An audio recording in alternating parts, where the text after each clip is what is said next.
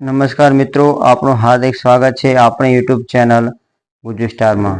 મિત્રો, તમે ચેનલમાં નવા હો તો લાઈક અને સબસ્ક્રાઇબ કરજો અને તમારા મિત્ર વર્તુળમાં શેર કરજો।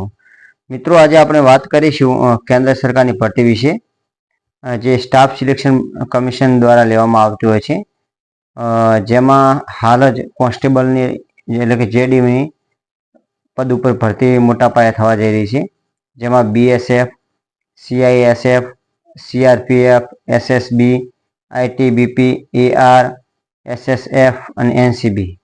તો મિત્રો, આજે આ વિડીયોમાં ચર્ચા કરીશું ક્યારે ફોર્મ ભરાશે, કઈ તારીખ સુધી ભરાશે, કેટલી ફી છે અને કેટલી વય મર્યાદા છે અને કેટલી લાયકાત છે, એ બધું વિગતે જોઈશું। અને કુલ 39,481 જગ્યાઓ ઉપર ભરતી થવાની છે।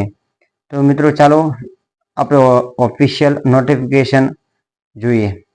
તો મિત્રો, 5/9/2024 થી તારીખ 14/10/2024 સુધી આના ફોર્મ ભરાશે અને 14/10/2024 થી 15/10/2024 સુધી ઓનલાઈન ફી પેમેન્ટ બાબતે સમયગાળો આપવામાં આવેલો છે। ત્યારબાદ કોઈ કરેક્શન રહી ગયું, કોઈ ભૂલ સુધારી હોય તો એના માટે 5/11 થી 7/11 એટલે કે દિન 3નો સમયગાળો આપવામાં આવેલો છે। અને મિત્રો, એનો શેડ્યુલ મુજબ કોમ્પ્યુટર બેઝડ એક્ઝામ લેવામાં આવશે, એટલે કે કોમ્પ્યુટર ઉપર તમારી પરીક્ષા લેવામાં આવશે જાન્યુઆરી-ફેબ્રુઆરી 2025માં। તો મિત્રો, આ હતી આપણે બેઝિક માહિતી નોટિફિકેશનના આધારે। હવે આગળ જોઈશું કુલ કેટલી જગ્યાઓ છે એ બાબતે। તો મિત્રો, કુલ જગ્યાઓ 39,481 છે, જેમાં મેલ અને ફિમેલ બે ભાગ પાડવામાં આવે છે। એસસી, એસટી, ઓબીસી, ઈડબ્લ્યુએસ અને યુઆર ના ભાગો પાડવામાં આવેલા છે। તો મિત્રો, એમાં અલગ અલગ BSF, CISF, CRPF, SSB, ITBP, AR, SSF અને એનસીબી, જેમાં આટલી કુલ જગ્યાઓ છે, કુલ 7 પદો ઉપર જગ્યાઓ છે, જેમાં અલગ અલગ કેટેગરી વાઇઝ તમે જોઈ શકો છો અને તમને જે કેટેગરી લાગુ પડતી હોય એની પણ કુલ જગ્યા જોઈ શકો છો। તો મિત્રો, એનો પગાર ધોરણ છે 18,000 થી 56,900 એનો બેઝિક છે અને 21,700 થી શરૂ થશે, 69,100 સુધી હાલ મુજબ મળશે। અગાઉ પણ જેમ જેમ તમારી સર્વિસ વધશે તેમ પગાર પણ વધશે। તો આ મિત્રો તો કુલ જગ્યા। તો હવે એમાં છૂટછાટ કોને મળશે, કેટલી ઉંમરના ભરી શકે છે એનું જોઈએ।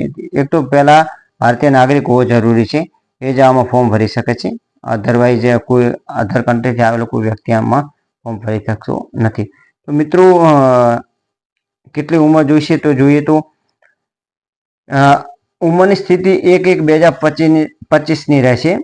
એ સ્થિતિએ 18 થી 23 વર્ષ સુધીના જે ઉમેદવારો છે એ આમાં અરજી કરી શકે છે, જેમાં એસસી એસટી માટે 5 વર્ષ, ઓબીસી માટે 3 વર્ષ અને એક્સ સર્વિસમેન માટે 3 વર્ષ છે। અને ચિલ્ડ્રન અને defence of victim killed in 1984 એટલે કે 1984 અને 2002ના રમખાણોમાં જે માર્યા ગયા એમના પરિવારોના સદસ્યો માટે 5 વર્ષ છૂટછાટ આપવામાં આવેલી છે, જે તમે જોઈ શકો છો।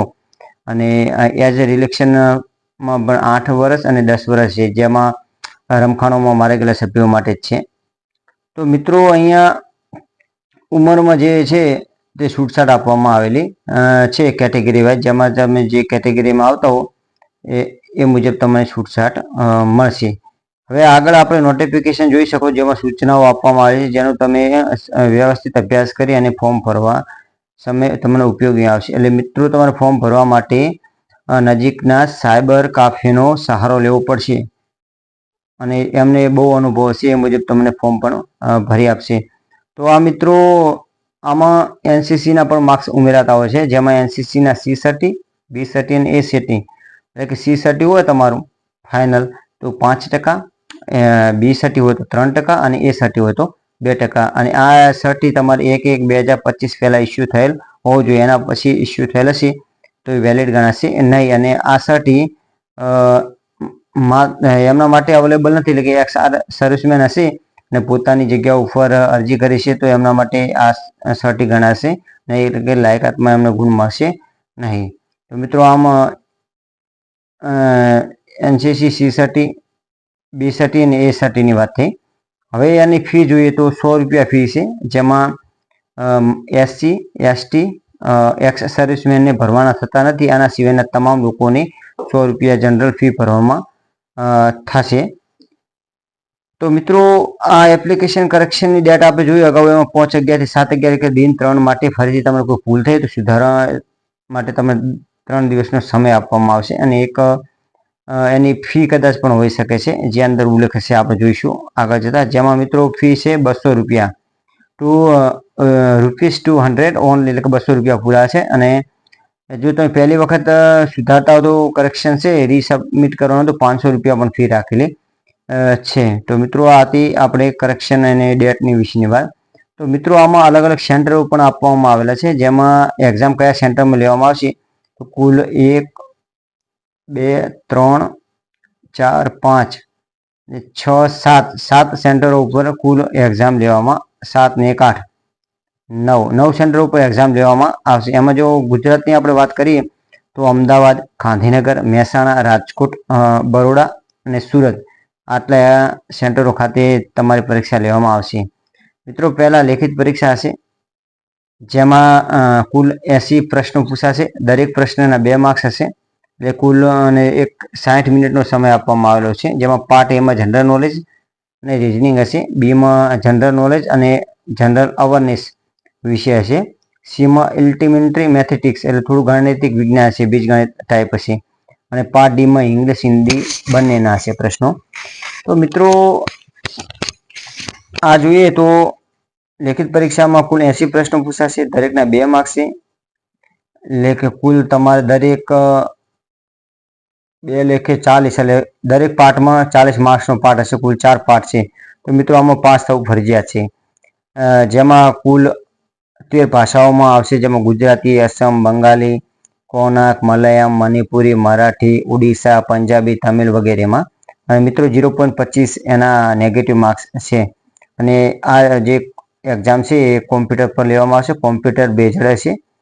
અને આમાં અલગ અલગ પ્રકારના પાઠ મુજબ તમારા પ્રશ્નો પૂછાશે. અને મિત્રો આમાં પાસ થવું ફરજિયાત છે. લેખિતમાં તમે પાસ થશો એના પછી તમારે ફિઝિકલ ટેસ્ટ આપવામાં આવશે, એટલે કે શારીરિક કસોટી આપવામાં આવશે, જેમાં 5 કિલોમીટર 24 મિનિટમાં પૂરું કરવાનું રહેશે ભાઈઓ માટે, અને બહેનો માટે 1600 મીટર દોડવાનું રહેશે 8.5 મિનિટમાં, અને 1.6 કિમી in 7 minute for candidate of Ladakh Leh Ladakh માટે છે, જેમાં 800 મીટર 5 મિનિટમાં દોડવાનું રહેશે બહેનોને, અને 1600 મીટર 7 મિનિટમાં ભાઈઓને દોડવાનું રહેશે. એ લેહ લડાખ માટે સ્પેશિયલ છે. એના સિવાયના જે અગાઉ આપણે વાત કરી ઉપર મુજબ 5 કિલોમીટર 24 અને 1600 8.5માં એ મુજબ છે. મિત્રો જે PST એટલે ફિઝિકલ સ્ટાન્ડર્ડ ટેસ્ટ તમે પાસ કરશો એના પછી તમારે હાઇટ માપવામાં આવશે, જેમાં 170 સેન્ટીમીટર મેલ અને ફિમેલ 157 સેન્ટીમીટર છે.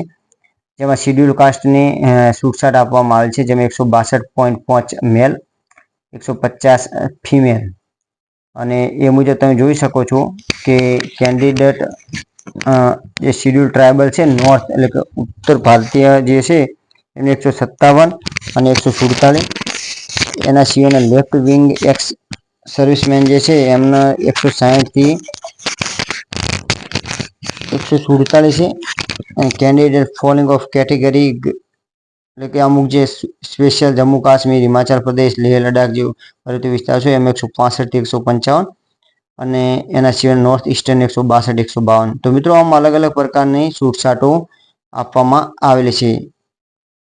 એના પછી આપણે જોઈશું તો ચેસ્ટ એટલે કે છાતી માપવામાં આવશે, જેમાં 76 કેન્ડિડેટ માટે છે ફિમેલ, મેલ માટે છે, જેમાં 76 ને 5 ફૂલાવાની રહેશે, જે બધા માટે અનિવાર્ય છે. એના સિવાયના જે અલગ અલગ ઉત્તર પર્વતીય જે પ્રદેશો છે એમાં અલગ અલગ છૂટછાટ આપવામાં આવે છે, જેમાં લેહ લડાખ, હિમાચલ પ્રદેશ માટે, જમ્મુ કાશ્મીર માટે 78 પણ રાખવામાં આવેલી છે.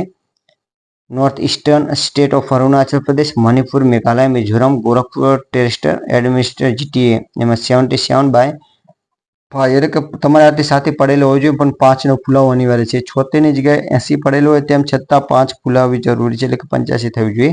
એ મુજબ 76 અનિવાર્ય છે, 5 પ્લસ કરી અને 81 સુધી તમારે ફુલાવવાની રહેશે. અને વેઇટ જે proper height two as per મેડિકલના standard મુજબ હાઇટ મુજબ વજન તમારો હોવો જરૂરી છે. એ તમારો મેડિકલ ટેસ્ટ કરવામાં આવશે. ત્યાં મેડિકલ ફિટનેસ પણ તમને જાહેર કરવામાં આવશે. તો મિત્રો આ બધી હતી તમામ પ્રોસેસ. તો મિત્રો તમે સત્વરે ફોર્મ ભરવાનું બાકી હોય તો તમારા મિત્રોને જાણ કરો અને તાત્કાલિક ટૂંક સમયમાં ફોર્મ ભરી દો અને એના પછી તમે તૈયારી શરૂ કરી દો. All the best. બધાને સારી પરીક્ષા જાય અને નોકરીની તક મળે એવી શુભેચ્છાઓ. જય જય ગરવી ગુજરાત.